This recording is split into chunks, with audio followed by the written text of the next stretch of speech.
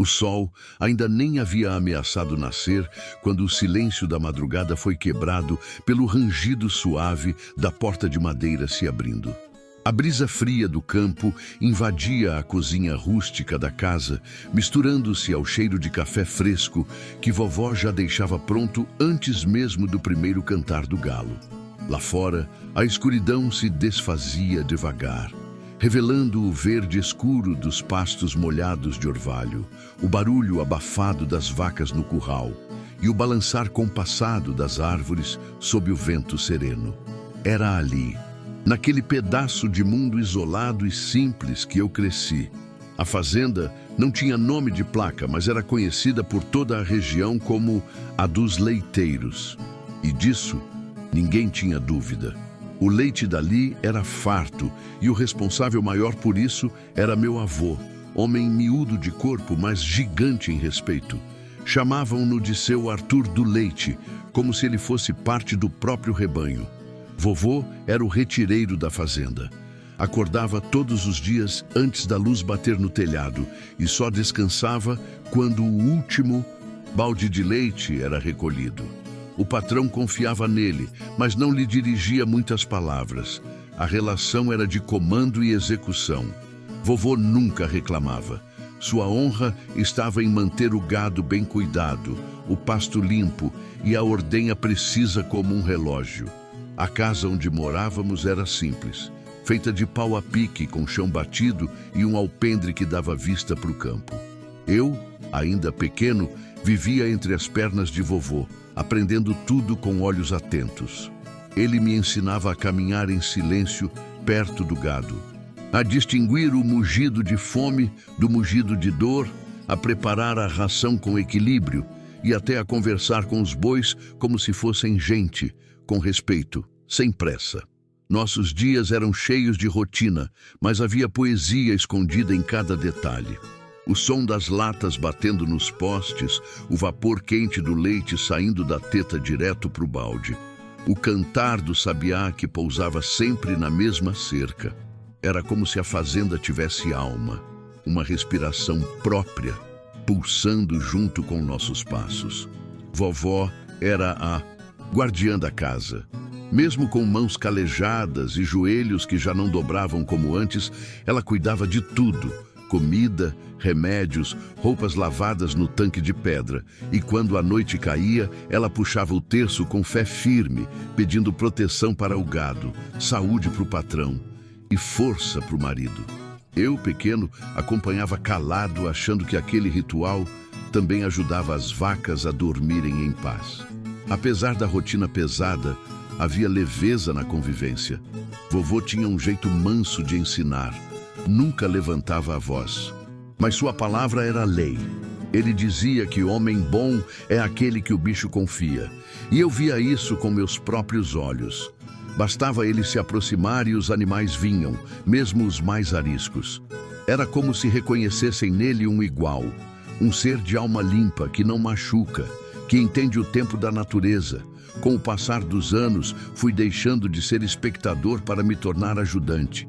Comecei a carregar baldes, a fechar porteiras, a soltar bezerros no pasto. Meu coração se enchia de orgulho quando vovô dizia, olhando para os outros peões: esse menino aqui ainda vai ser melhor do que eu. Mas havia uma regra na fazenda que nem mesmo a bondade do meu avô conseguia quebrar: a do patrão. Ele era um homem frio, sempre vestido com calça de brim, chapéu de feltro escuro e um relógio de bolso que ele consultava com mais devoção que a própria fé. Falava pouco, olhava de cima e fazia questão de manter distância. Tudo para ele era número. Litros de leite, quilos de ração, cabeça de gado. Nunca o vi sorrir. E foi sob esse cenário que tudo começou. Foi ali, na calmaria da vida simples, entre cercas de arame e cheiro de curral, que aprendi sobre amor, trabalho e silêncio. Mas também foi ali que, sem saber, eu seria colocado diante da maior lição da minha infância. Uma lição que começaria com um bezerro doente e terminaria com a prova viva de que o coração humano ainda pode mudar destinos. O cheiro de chuva, molhando a terra, ainda pairava no ar quando saímos de casa naquele dia. O céu estava encoberto, o vento soprava gelado pelas coxilhas e até os galos pareciam cantar mais baixo, como se pressentissem que algo estava errado. Vovô caminhava à frente, com a lanterna na mão, e eu seguia logo atrás, calçando botas maiores que os pés e tentando não escorregar na lama. A manhã mal havia clareado quando chegamos ao curral. As vacas se agitaram levemente com nossa chegada, algumas mugindo impacientes pela ordenha. Mas vovô parou antes de entrar. Ficou imóvel, com o olhar fixo num canto do mangueiro, onde algo quebrava a ordem natural da paisagem. Foi quando eu também vi. Deitado de lado, com a respiração ofegante e os olhos meio opacos, estava um bezerro recém-nascido. A pele, ainda fina e úmida, tremia em espasmos e suas pernas pareciam moles demais. Ele mal levantava a cabeça, como se o próprio peso da vida fosse grande demais para carregar. Vovô se aproximou devagar, ajoelhou-se ao lado dele e passou a mão com delicadeza por seu lombo. Seus dedos experientes tocaram o focinho, o pescoço, o peito. Ele examinava com cuidado, sem dizer uma palavra, mas eu já sabia. Havia algo errado. O silêncio dele falava alto. Febre, murmurou, mais para si do que para mim. Tá quente demais. O coração apertou no meu peito. Eu nunca tinha visto um bezerro assim, tão frágil. Era pequeno, sim, mas bonito. Tinha pelagem clara, olhos castanhos escuros e um olhar que, mesmo doente, parecia pedir ajuda. Eu me ajoelhei do outro lado e comecei a fazer carinho na cabeça dele, como se meu toque pudesse fazer alguma diferença. Vovô levantou devagar, respirando fundo. Caminhou até o celeiro ao lado do curral e pegou um rádio velho que usava para falar com os peões da fazenda. Com poucas palavras, chamou o capataz e pediu que avisasse o patrão sobre o ocorrido. Eu olhei para ele com medo. Sabia que ali, doença no gado era coisa séria. Menos de uma hora depois, o patrão chegou montado em seu cavalo baio. Vinha com o rosto duro, sem nem disfarçar o mau humor. Desceu do cavalo com um salto e foi direto ao ponto. "Onde está o bezerro?" Vovô o conduziu até o mangueiro. O homem olhou por alguns segundos, depois se virou e disse com frieza: "Mate logo esse animal e desinfete o mangueiro. Se essa doença espalhar, perde-se o rebanho inteiro." Eu não consegui respirar. Fiquei paralisado, esperando alguma reação do meu avô. Mas ele apenas assentiu com a cabeça, olhando para o chão. Não disse uma palavra. A ordem era lei. E naquelas terras, ordens do patrão não se discutiam. Voltamos em silêncio para o fundo do curral. Eu andava devagar, chutando pedrinhas pelo caminho, com a garganta apertada e os olhos cheios d'água. Vovô andava ao meu lado, mas seus passos não tinham a firmeza de sempre. A luz da manhã já se espalhava pelos campos, mas nada parecia clarear o que eu sentia por dentro. Ao chegarmos em casa, ele pendurou o chapéu na parede e se sentou no banco de madeira ao lado do fogão. Ficou ali, quieto, encarando o chão, com os cotovelos apoiados nos joelhos e as mãos entrelaçadas. Eu nunca o tinha visto daquele jeito. Era como se carregasse o peso do mundo nas costas. "Vô", chamei baixinho. "A gente precisa mesmo?" Ele não respondeu. Só balançou a cabeça devagar. Mas nos olhos dele havia algo mais forte que qualquer palavra. Lágrimas silenciosas desciam pela sua pele curtida de sol e tempo. E foi nesse momento que eu entendi. Ele não queria fazer aquilo, mas também não sabia como evitar. Naquele dia, algo mudou dentro de mim. Eu senti uma força crescer no peito, uma vontade de lutar contra aquela decisão absurda. O bezerro não podia morrer assim, sem chance, sem luta. E se ninguém fosse salvá-lo, eu iria, mesmo que fosse sozinho. Fui até a cozinha, peguei uma tigela de leite morno que vovó havia deixado esfriando no canto da pia e saí de fininho, sem dizer nada. No galpão velho, atrás do chiqueiro, Havia um espaço empoeirado onde às vezes guardávamos ferramentas antigas. Ali, no meio das sombras e do cheiro de madeira, eu preparei um cantinho improvisado. Trouxe panos velhos, palha seca e uma lamparina. Voltei ao curral de fininho, com o coração batendo como nunca. Com cuidado, carreguei o bezerro nos braços. Ele era leve, tão leve que parecia feito de vento, e ainda assim pesava como uma promessa. Coloquei-o no chão do galpão, cobri-o com os panos e segurei a tigela com as duas mãos. Vai ficar tudo bem, sussurrei. Eu juro que vou cuidar de você. E foi assim que tudo começou. Naquela manhã cinzenta, escondido do mundo, eu dei início a uma missão que mudaria o destino de todos nós. Durante aquele dia inteiro, vovô mal falou.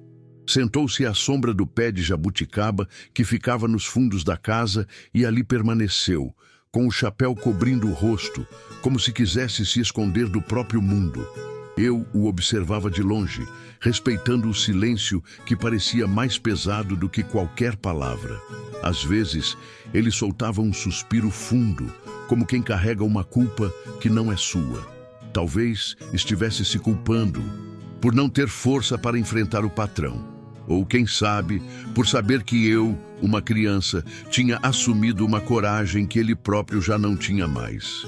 Enquanto isso, no galpão, o bezerro respirava devagar. Eu me sentava ao lado dele sempre que podia. Tinha preparado uma mamadeira improvisada, com uma garrafa velha e um bico de borracha que vovó usava com os netos. Cada gole era uma vitória. E a cada vez que ele engolia um pouco de leite, meu coração se enchia de esperança. Durante a noite, vovó descobriu o que eu estava fazendo. Entrou no galpão com uma vela na mão e me pegou ali, deitado ao lado do bezerro, cochilando. Não disse nada, apenas me cobriu com um cobertor. Se abaixou ao lado do animal e passou a mão sobre a testa dele. Ele tem alma, sabia? Disse baixinho, como quem reza. E alma a gente não abandona. Na manhã seguinte, antes mesmo do galo cantar, ela já estava de pé, com um maço de ervas nas mãos. Ervas que ela mesma colhia desde menina e que agora, com rezas, sussurradas e benzimentos antigos, serviriam como remédio para um corpo que lutava para viver. Misturava folhas, fazia infusões, esfregava óleos nas patas do bezerro e colocava galinhos secos nos cantos do galpão, como se quisesse afastar todo o mal que rondava aquele lugar. O bezerro começou a reagir, devagar, mas firme. Passou a mover as orelhas, a levantar a cabeça por breves segundos e até a tentar se erguer, ainda que sem sucesso. Era como ver uma semente brotar em meio ao barro duro da estrada. A esperança, que antes parecia um fiapo, agora crescia dentro de mim como um raio de sol atravessando a neblina. Mas quanto mais o bezerro melhorava, mais crescia meu medo. Medo de que alguém descobrisse. Medo de que vovô fosse punido por algo que ele nem havia feito. E mais do que tudo, medo de que o patrão, ao descobrir, resolvesse terminar o que tinha começado. O segredo parecia seguro. Até que, numa tarde quente, quando eu voltava do poço com um balde de água, vi um dos peões da fazenda parado na porta do galpão. Era Damião, o mais velho entre os trabalhadores, homem desconfiado, de fala torta e olhos sempre apertados. Que está fazendo aí dentro, menino?" perguntou com o senho franzido. O coração quase me saltou pela boca. Tentei inventar algo, disse que só estava pegando uma enxada velha, mas ele empurrou a porta e viu o bezerro. Ficou ali, olhando em silêncio por um tempo que pareceu uma eternidade. Depois virou-se para mim e disse: "Isso aí não vai dar certo." "Você sabe que não vai." No dia seguinte, o capataz apareceu na porta da nossa casa. Chamou o vovô para uma conversa rápida no curral. Quando ele voltou, o rosto estava branco como o leite recém-ordenhado. Sentou-se na cadeira de balanço da sala, tirou o chapéu com as mãos trêmulas e me olhou fundo nos olhos. Fomos mandados embora. As palavras vieram como uma paulada no peito. A casa que era nossa, o campo onde aprendi a andar, o curral onde brinquei entre bezerros, tudo isso teria que ser deixado para trás por causa de um ato de compaixão. Por ter salvado uma vida, nós perdíamos a nossa. Amanhã cedo temos que sair, ele completou. O patrão disse que não quer mais gente teimosa na fazenda dele. Não chorei, não naquele momento, mas dentro de mim algo desabou. Vi a dor nos olhos do meu avô, não pela perda da casa ou do trabalho, mas pela vergonha que sentia. Como se tivesse falhado com a família, mesmo sendo o mais justo dos homens. Naquela noite, ninguém dormiu direito. Vovó passou o tempo todo arrumando malas com seus poucos pertences, enrolando roupas em sacos de farinha e amarrando com barbante. Eu fiquei no galpão, ao lado do bezerro, acariciando seu pescoço e dizendo baixinho que tudo ia ficar bem. E quando o dia nasceu, com os primeiros raios dourando os campos, partimos. Levamos pouca coisa, algumas roupas, uns utensílios, o velho rádio de pilha de vovô e o bezerro. Enrolado numa manta, deitado na carroça emprestada por um vizinho, ele nos acompanhava. Com os olhos abertos, como se soubesse que também estava sendo expulso, mesmo sem culpa alguma. Mas foi naquele mesmo instante, com as rodas da carroça girando pela estrada de terra, que eu entendi. Não era o fim. Era só o começo de algo que ainda não compreendíamos. E o bezerro, aquele ser frágil que todos queriam descartar, agora fazia parte da nossa história. Uma história que, contra todas as probabilidades, ainda tinha muito a nos ensinar. O sítio para onde fomos era bem menor do que a fazenda. Menor em espaço, mas maior em silêncio. Ficava num vale, cercado por morros baixos, com uma estradinha de terra batida passando na frente. Ali, a vida parecia andar mais devagar, como se o tempo fizesse menos questão de ser notado. O dono, um senhor chamado Seu Benedito, era amigo antigo de vovô. Tinha ouvido a história toda e, sem fazer perguntas demais, ofereceu abrigo, uma pequena casa vazia nos fundos e alguns hectares de pasto para começar de novo. A casa era simples, mas acolhedora. Tinha 2 quartos apertados, uma cozinha com fogão de lenha e uma varanda que dava vista para um córrego manso, onde de vez em quando surgiam garças brancas e sapos barulhentos. Tudo cheirava a madeira velha e terra molhada. Vovó limpou tudo com pano úmido e sal grosso, como fazia sempre que se mudava. Dizia que era para tirar o peso dos que vieram antes. Nos primeiros dias, nossa rotina girava em torno de 2 coisas: ajeitar a vida nova e cuidar do bezerro. Ele ainda era frágil, mas reagia melhor a cada manhã. O olhar já era mais desperto, os movimentos menos lentos. Quando o colocávamos em pé, ele se esforçava para manter o equilíbrio, as pernas trêmulas, mas firmes. Era como ver uma criança reaprendendo a andar. E cada tentativa frustrada não era motivo de frustração, mas de esperança. Vovó assumiu os cuidados como se fosse um neto a mais.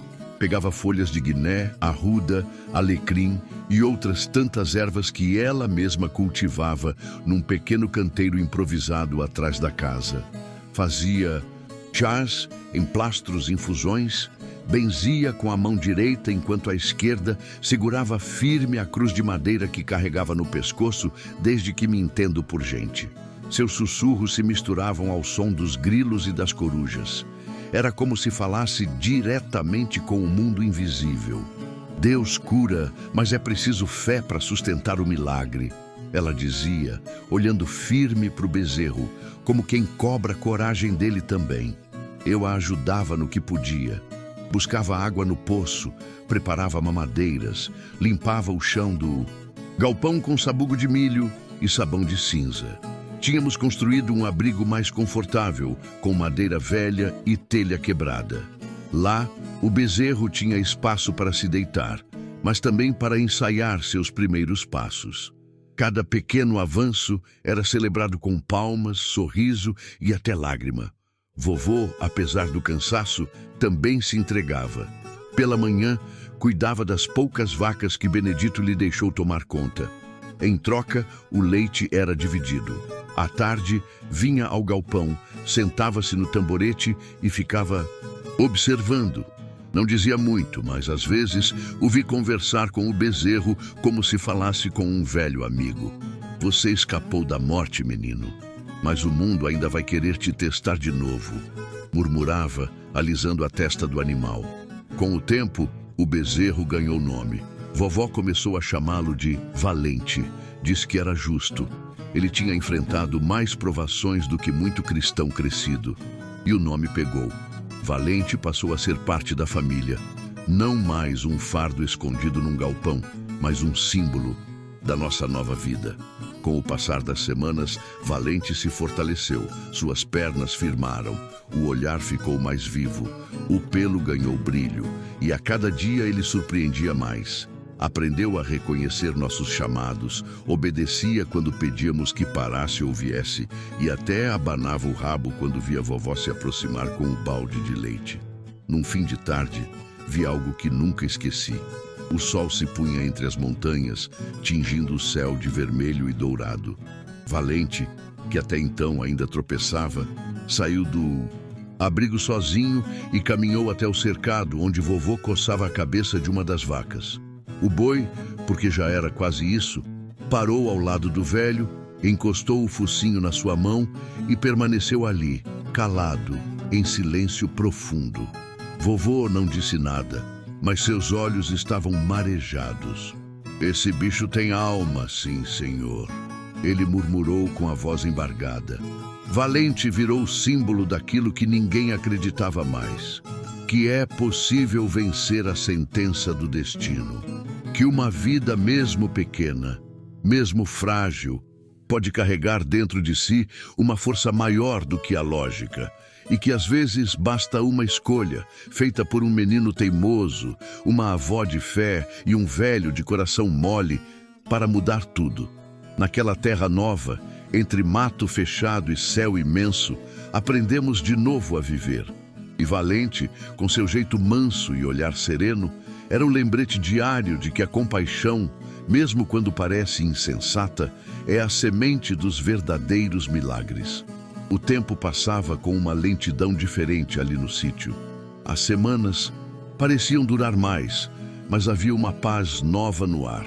Valente, agora mais firme e esperto, já andava com liberdade pelo pequeno terreno. Seguia-me até o córrego, onde eu o deixava beber água fresca e descansar à sombra das árvores. Seus passos ainda eram cuidadosos, mas já carregavam a dignidade de um boi que sabia de onde veio e por que estava ali. Vovô e vovó se dedicavam como nunca. Mesmo com pouco, encontrávamos maneira de viver com dignidade.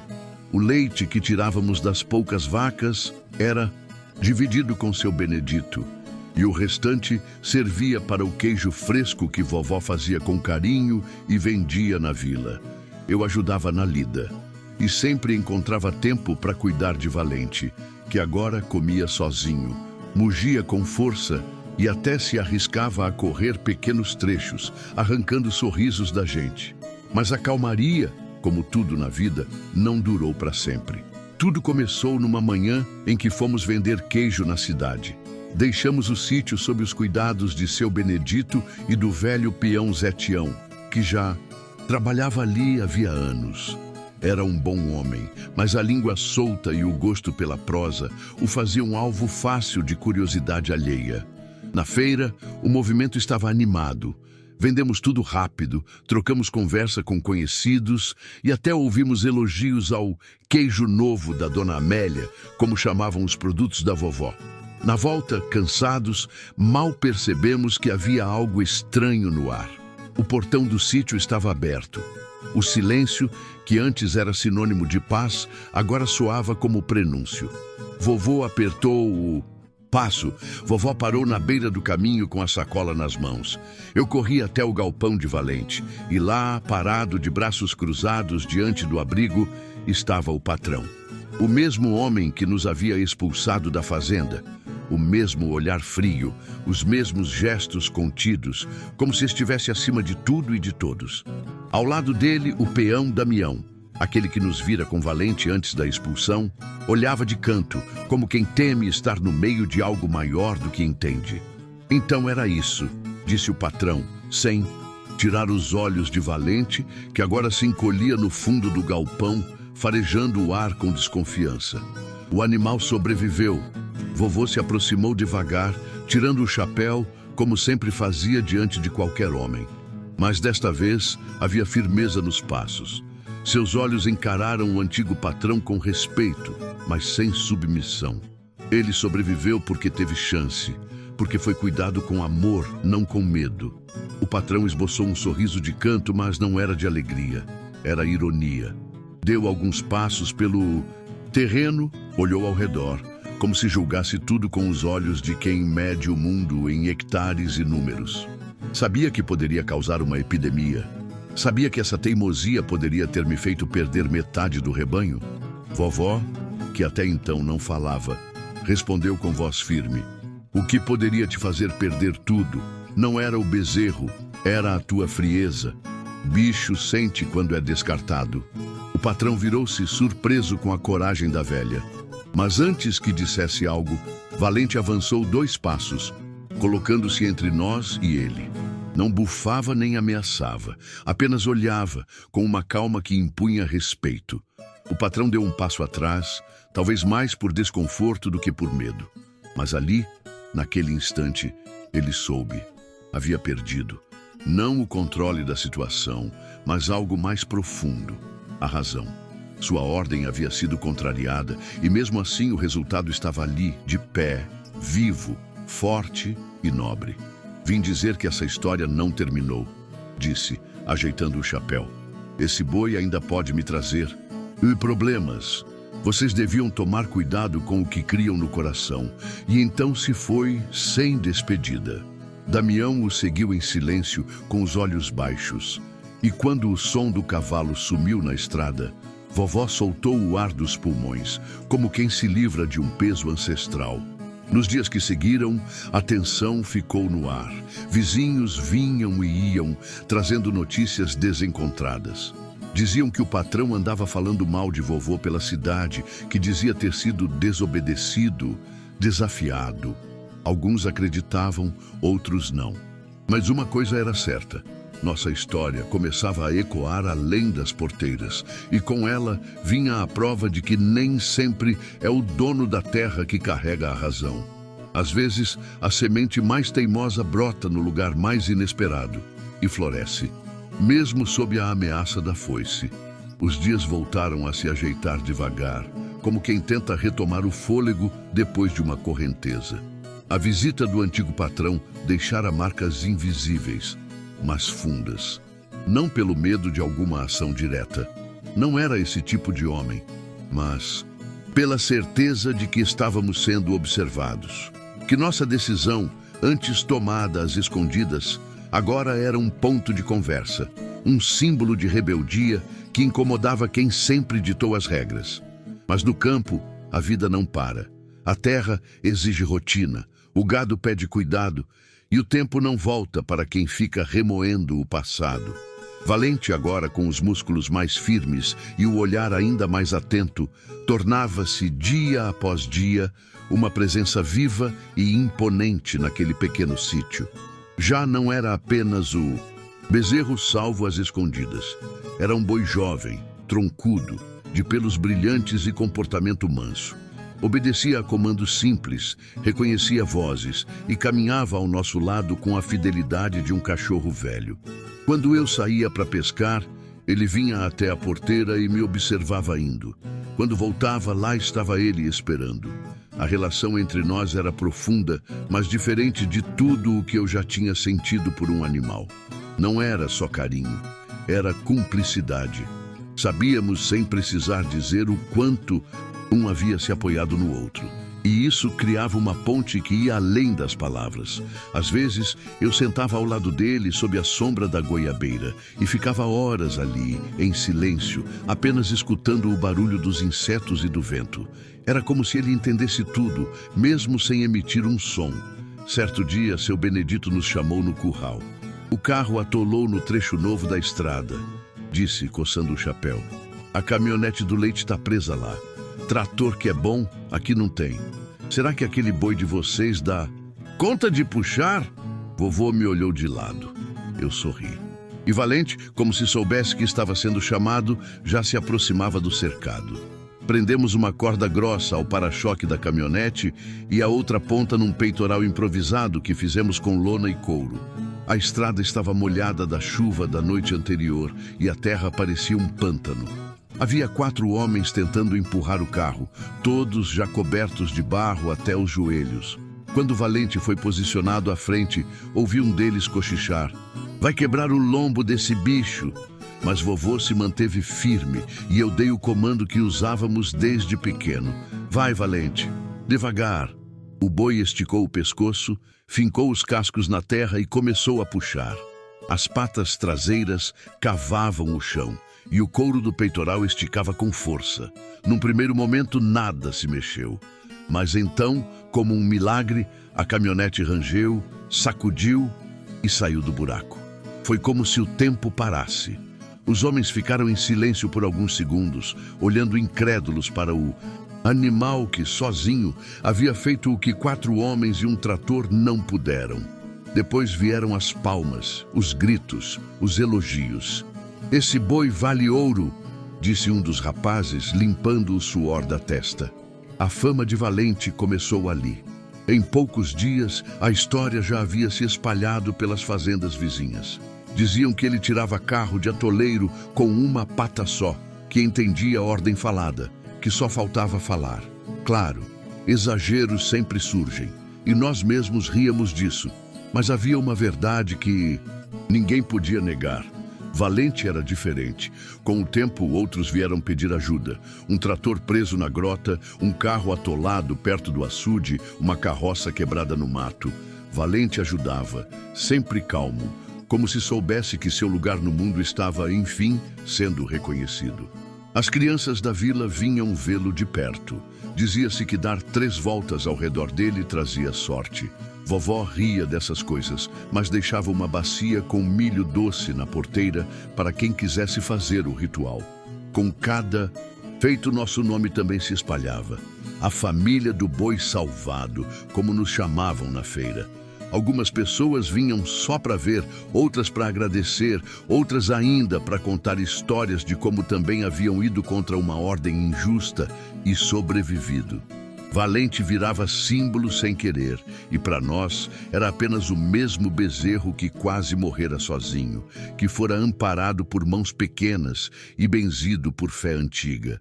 Mas a vida, com sua maneira misteriosa de nos testar, ainda guardava algo maior para ele, algo que ninguém poderia prever, algo que colocaria sua história não só como exemplo, mas como milagre. A tarde caía com pressa naquele dia, como se o céu quisesse se esconder antes do tempo. O vento soprava forte pelas encostas, dobrando o mato seco e espalhando folhas pelo terreiro. Vovó dizia que era vento de mudança, desses que vêm sem aviso para virar a alma do avesso. E de fato, naquela noite, algo muito além do esperado iria acontecer. Eu estava lavando os baldes de leite no fundo do sítio quando ouvi o som de um carro vindo em velocidade pela estrada de barro. Um ronco nervoso, apressado, como se fugisse de algo. Vovô, que remendava uma sela velha na varanda, ergueu os olhos. Em segundos, o barulho se transformou num grito desesperado. "Socorro! Pelo amor de Deus! Socorro!" Corremos até a estrada. A poeira ainda pairava no ar quando vimos o carro, tombado numa ribanceira logo após a curva da porteira. A frente do veículo estava enfiada entre arbustos e pedras, a lateral amassada contra um tronco de eucalipto. Um homem tentava escalar o barranco, escorregando na terra solta. Ao nos ver, caiu de joelhos. Meu filho ficou preso no carro, a porta não abre, tá prensado, ele ainda respira." O desespero na voz dele cortava mais que faca. Vovô nem esperou. Pegou uma lanterna e desceu o barranco como pôde, seguido por mim. Lá embaixo, o quadro era de pavor. O menino, de não mais que 7 anos, estava preso entre o banco da frente e o painel. O rosto machucado, mas os olhos ainda se moviam. Chorava baixinho, como quem já está cansado de sofrer. Tentamos puxar a porta. Nada. Estava entortada, travada contra o barranco. Vovô chutou com força, tentou alavancar com um pedaço de madeira. Não cedia. O carro estava inclinado de um jeito perigoso.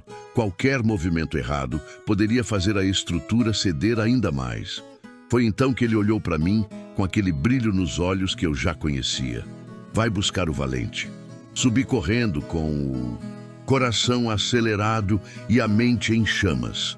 Peguei o peitoral de couro, o mesmo que usávamos nos atoleiros, e gritei por Valente. Ele veio com calma, como sempre. Não parecia assustado. Parecia atento. Quando coloquei os arreios, ele abaixou a cabeça, como se soubesse que aquilo era sério, como se entendesse o que estava prestes a fazer. Descemos juntos até a estrada. O pai do menino arregalou os olhos ao ver o boi se aproximando. O que você pensa que vai fazer com esse bicho? Tirar seu filho de... Aldrin, respondi, firme. Amarramos a corda no eixo traseiro do carro, tomando cuidado com o ângulo, com o peso, com o risco. Vovô passou instruções baixas e eu segurei o peitoral com as 2 mãos. Valente estava firme, parado, esperando o sinal. Não bufava, não se agitava, apenas esperava. Vai, meu amigo. Com jeito, murmurei. Ele puxou. O primeiro movimento foi sutil. O carro rangeu. Depois, um estalo seco ecoou e a carroceria começou a deslizar. Milímetros que pareciam eternos. Com mais um impulso, a roda traseira cedeu da lama e subiu. A estrutura relaxou. A porta destravou com um estalo. Vovô e o pai correram. Abriram a porta com força e tiraram o menino desacordado, mas respirando. Silêncio. Por alguns segundos, ninguém disse nada. Até que o menino chorou. E então, tudo desabou. O pai o abraçou com uma força que parecia quebrar os ossos. Chorava alto, soluçando. Vovó, que havia chegado com uma manta, ajoelhou-se e o cobriu com cuidado. Valente permanecia ali, parado, ofegante, com os olhos fixos no garoto, como se precisasse ter certeza de que ele estava salvo. Foi só quando tudo se acalmou que o homem se aproximou de mim. Tinha os olhos vermelhos, a barba por fazer e o rosto marcado pelo susto. Qualquer que seja a quantia, qualquer valor, eu quero comprar esse boi. Eu respirei fundo. Valente ainda estava ao meu lado. Toquei seu pescoço grosso, senti sua respiração quente. Ele não está à venda, senhor. O homem franziu a testa, confuso. Mas por quê? Olhei para Valente, depois para o menino salvo. Sorri, porque esse boi é o bezerro que o Senhor mandou matar. Por um instante, o homem congelou. Os olhos se arregalaram. A lembrança veio como um trovão. O curral, o bezerro doente, a ordem fria. Ele deu um passo para trás, como se algo invisível o empurrasse. Olhou para Valente com um misto de incredulidade e vergonha.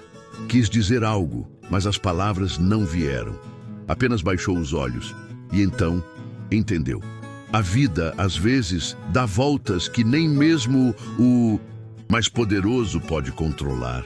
E ali estava ele, diante do animal que desprezou, agora salvando o que ele tinha de mais precioso. Não havia dinheiro que comprasse isso. Não havia reparo que apagasse. Valente virou o rosto para mim. E naquele olhar calmo e profundo eu soube. Ele também tinha entendido. Na manhã seguinte, a história já havia cruzado porteiras, morros e cercas. A notícia do boi que salvou o menino do patrão correu como vento pelas redondezas, soprando ouvidos atentos em cada venda de vila, em cada mesa de almoço, em cada roda de peão. Mas para nós o silêncio foi maior do que o burburinho. O pai do menino, agora quieto e humilde, ficou no sítio até o filho estar fora de risco.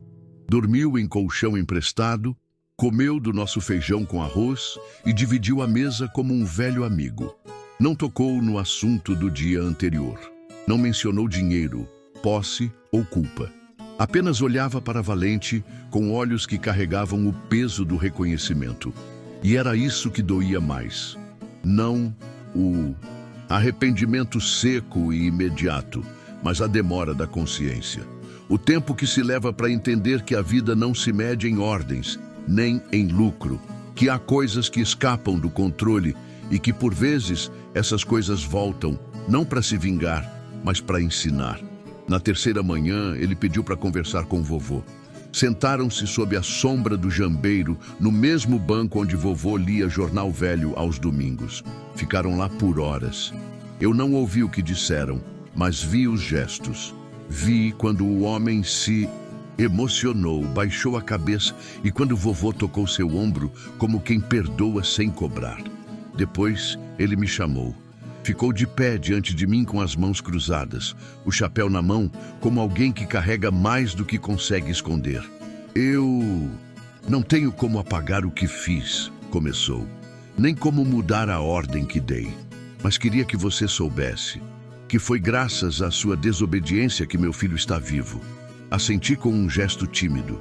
Não sabia o que dizer. Ele continuou. Quando dei aquela ordem, eu achava que estava fazendo o certo, para o rebanho, para a fazenda, para a produção, mas não enxergava nada além do meu medo de perder. Fez uma pausa longa, respirando fundo. Você não teve medo, nem o velho, nem sua avó. E o que vocês salvaram não foi só um bezerro. Foi a parte boa do mundo, aquela que a gente esquece no caminho. Vovó, que escutava da varanda, enxugava os olhos com o canto do avental. Valente, deitado sob o alpendre, apenas observava, como se entendesse que aquele momento não era sobre ele, mas por causa dele. O homem foi embora no mesmo carro amassado, levando o filho no banco de trás e a vergonha calada no coração. Disse que talvez voltasse. Disse que contaria a história para todos, que ensinaria ao filho o que ele mesmo demorou a aprender. A partir dali, tudo mudou. A história de Valente atravessou a região. Vieram jornalistas da capital, curiosos de cidades vizinhas, até gente da televisão. Tiraram fotos, gravaram vídeos, perguntaram sobre o boi-herói. Valente, sempre calmo, suportava tudo com a paciência dos que sabem quem são. Não se incomodava com o barulho, nem com os flashes. Apenas caminhava ao nosso lado, com os passos firmes de quem carrega uma verdade nas costas. Fomos convidados para feiras agropecuárias, rodas de conversa, até para dar testemunho em igreja. Mas recusamos quase tudo. Vovô dizia que fama é como fogo de palha, ilumina rápido, mas queima se a gente se aproxima demais. Mesmo assim, o que não podíamos controlar era o respeito. Os vizinhos, antes desconfiados, agora nos olhavam com admiração. Crianças vinham visitar Valente, traziam cenouras e milho como presente. Havia quem tocasse no pelo dele e fizesse promessa. Diziam que era bicho de luz. Num desses dias, seu Benedito, o dono do sítio, nos chamou para conversar. Não tenho mais idade para cuidar disso tudo aqui, disse, com a voz embargada. E sei que a terra está em boas mãos com vocês. Quero passar o sítio para vocês, de verdade. Vovô tentou recusar. Disse que não. Tínhamos dinheiro, nem herança. Mas Benedito insistiu. Valente salvou uma vida. E vocês salvaram a alma dessa terra. Não existe herança mais digna que essa. A escritura foi assinada 1 mês depois. Simples, sem pompa. Mas com a força de quem planta algo para durar. Naquele dia, plantamos um ipê amarelo no meio do terreiro. E vovó disse, quando ele florir pela primeira vez, a gente vai saber que tudo isso valeu a pena. E foi ali, naquela terra antes alugada, agora nossa, que entendi o valor da coragem. Não aquela de enfrentar um touro bravio ou de atravessar enchente, mas a coragem de proteger o que é frágil, de seguir o coração mesmo quando o mundo inteiro manda o contrário. E Valente, com sua serenidade ancestral, se tornava o símbolo vivo de tudo isso. De que o bem não grita, não impõe, apenas resiste e transforma. A primeira flor do ipê amarelo surgiu na manhã de uma terça-feira, quando o céu ainda era cinza e o orvalho pesava nas folhas. Era uma flor só, miúda, tímida, no alto da copa. Mas bastou. Vovó a viu primeiro. Parou na varanda, olhou em silêncio, juntou as mãos e murmurou uma prece que só ela e Deus entenderam. Depois chamou vovô, que veio sem pressa, como sempre fazia quando a vida pedia atenção. Floresceu, ela disse. Agora a gente pode dizer que venceu. Valente pastava ali perto, debaixo de uma sombra, indiferente à poesia que provocava. Já era um boi completamente formado, com chifres largos, corpo robusto e um andar solene. Não era apenas um animal, era um marco, e sua história, agora contada e recontada por muitos, virava quase uma lenda. As visitas não paravam. Famílias inteiras chegavam ao sítio pedindo para ver o boi que salvou a criança. Algumas vinham com crianças pequenas pela mão, outras com idosos curiosos. Um homem trouxe a filha com deficiência e pediu para que Valente a visse de perto. Quando o boi se aproximou e a menina tocou sua testa, o pai chorou como criança. Disse que nunca tinha visto a filha sorrir daquele jeito. A fama de Valente passou a cruzar fronteiras que jamais imaginamos. Recebemos cartas de escolas, pedidos de entrevistas, convites para eventos. Um jornalista do Sul escreveu um artigo inteiro sobre ética, compaixão e um boi, comparando Valente a heróis históricos, o que nos fez rir por dias. Não por zombaria, mas por incredulidade. Tudo aquilo havia começado com um bezerro doente escondido num galpão. E como toda história forte, ela começou a inspirar mudanças. Outras fazendas da região passaram a adotar práticas mais humanizadas no trato com os animais. Houve quem criasse pequenos santuários para bezerros rejeitados. Veterinários passaram a oferecer ajuda gratuita a criadores humildes. Um projeto social foi fundado na cidade vizinha com o nome Projeto Valente, voltado para crianças órfãs e animais abandonados. As sementes se espalhavam. O próprio ex-patrão, aquele homem frio e calculista, apareceu um dia sozinho, sem carro, sem chapéu, com as mãos vazias. Disse que vinha agradecer de novo, mas não apenas pelo filho salvo, agradecer por ter sido acordado da cegueira que o trabalho e o poder colocaram nos seus olhos. Disse que havia deixado a fazenda nas mãos do filho mais velho e que passaria um tempo viajando, conhecendo outras realidades. O boi que eu mandei matar me ensinou a viver. Foram suas palavras antes de ir embora, caminhando devagar pela estrada de terra. A história também chegou às escolas da região. Fomos convidados para falar em salas de aula. Vovô foi contrariado no início, mas acabou se acostumando. Levava o chapéu na mão e contava com voz mansa, sempre olhando para o chão, como quem fala de algo sagrado. As crianças o escutavam como se escutassem um anjo disfarçado de homem do campo. Algumas choravam, outras faziam perguntas difíceis, mas todas saíam dali com uma certeza: o mundo ainda podia ser bom. Eu, já mais velho, comecei a escrever a história, primeiro num caderno escolar, depois numa máquina de escrever que ganhei de um professor, e mais tarde num pequeno livro que imprimimos na gráfica da cidade. Valente, o boi que venceu a morte, era o título. Simples, mas verdadeiro.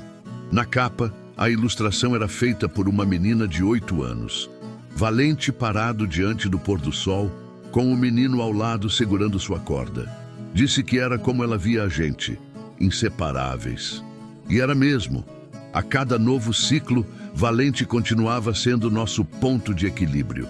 Forte, silencioso, sábio. Às vezes, eu sonhava com ele ainda bezerro, fraco nos meus braços. Acordava com o peito apertado, mas cheio de gratidão. Era como se o destino tivesse me mostrado desde cedo que a força não está no grito, está na persistência. E quando as pessoas perguntavam se Valente seria vendido, se seria usado para reprodução ou qualquer coisa que o tratasse como moeda, vovô respondia com calma: Esse boi não é propriedade, é parte da família. E família a gente não negocia. Num mundo em que tudo parece ter preço, Valente nos ensinava o valor. O valor do cuidado, do tempo, da paciência. O valor de dizer não quando todos dizem sim. E de dizer sim quando o coração pede, mesmo quando parece loucura. Ele já não precisava mais provar nada. E ainda assim, sua simples presença era prova viva de que a justiça da vida, mesmo lenta, chega. E quando chega, não cobra, apenas floresce. Os anos passaram com passos lentos, como deveriam passar no campo. A natureza ensinava, a cada estação, que tudo tem seu tempo. De nascer, crescer, florir e partir. Valente envelheceu com a mesma dignidade com que viveu. Seu corpo foi perdendo o vigor de outrora, mas seus olhos, os olhos, continuavam os mesmos, atentos, serenos, carregando o mistério dos que sabem mais do que aparentam. Já não puxava carro atolado, nem acompanhava com a mesma agilidade nossas andanças pelas trilhas do sítio. Mas não precisava. Sua presença bastava. Ele era sombra nos dias quentes, calmaria nas noites de vento. Crianças que antes o viam com curiosidade, agora traziam seus próprios filhos para conhecê-lo. Tocavam seu lombo grosso como se tocassem algo sagrado.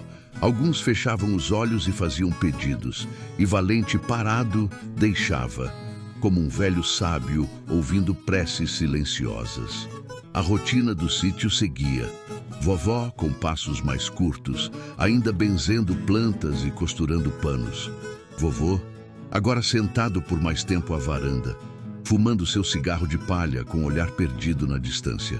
Eu, homem feito, tocava a lida, escrevia à noite e sempre passava pelo abrigo de Valente antes de dormir. Era meu último gesto do dia, acariciar sua testa e agradecer por tudo. Foi numa madrugada fria, de céu limpo e estrelas acesas, que ele se foi. O silêncio era tão profundo naquela noite que até os grilos pareciam respeitar a hora. Encontrei-o deitado sob o ipê amarelo, onde tantas vezes se abrigara. Os olhos estavam fechados, a respiração leve demais. Me ajoelhei ao seu lado e senti. Ele já não estava ali, o corpo ainda quente, mas a alma já tinha partido para algum lugar onde bois bons pastam em campos sem cerca. Não chorei de imediato. Fiquei ali, sentado ao lado dele por horas. O céu começou a clarear devagar, tingindo tudo de azul acinzentado. Os galos cantaram. E foi só quando a primeira flor do ipê caiu sobre seu lombo que as lágrimas vieram. Vovô e vovó vieram em silêncio. Vovó se ajoelhou e, como fizera tantas vezes, passou a mão pela cabeça dele e fez uma oração baixinha. Vovô, com os olhos marejados, apenas disse: "Descansa, meu amigo. Você fez mais do que se espera de qualquer ser vivo." Fizemos uma cova larga no pasto, ao lado do velho jambeiro. Ali, com a ajuda dos vizinhos, o enterramos com respeito. Colocamos uma cruz simples feita por mim com seu nome, Valente. Ao lado, plantei outra muda de ipê. Vovó disse que floresceria junto com a saudade. Nos dias seguintes, o sítio parecia mais quieto. Até o vento soprava diferente. Mas havia algo de sereno naquela ausência. Como se Valente ainda estivesse ali, em forma de brisa, de sombra, de lembrança. E de fato estava. Porque sua história já não era só nossa. Nas escolas, continuavam contando sobre o boi que venceu a morte. Em cidades distantes, jovens liam sobre ele em livros simples, com ilustrações de sua vida. Igrejas pregavam sobre compaixão usando seu nome. E em muitas casas do interior, a expressão ser valente ganhou novo significado. Não era mais sinônimo de força bruta, mas de coragem mansa, bondosa. Coragem de proteger, de resistir, de amar. O tempo, esse velho lavrador da memória, foi cobrindo a dor com flores. E cada flor que nascia ao redor da cruz de Valente parecia dizer o que palavras não conseguiam. que há vidas que passam pela terra para muito mais do que viver. Passam para ensinar, para lembrar, para transformar. Hoje, quando sento sob o ipê florido, com os pés na terra e os olhos no céu, penso naquele menino que um dia desobedeceu por amor e agradeço, porque foi ele quem iniciou tudo. Ele, vovô e vovó. 3 corações teimosos que disseram não à morte e sim à esperança. E no fim das contas, talvez seja isso que nos salva. O gesto silencioso de proteger o que ainda não tem voz, de acreditar no improvável, de dar ao fraco a chance de ser forte, como fez Valente, como fizemos todos nós. E assim, sua história virou lenda, a lenda do bezerro doente que não morreu, que foi salvo pela coragem de um menino, que virou boi, virou herói, virou memória viva nas terras que um dia tentaram calar seu destino e que agora floresce, sempre.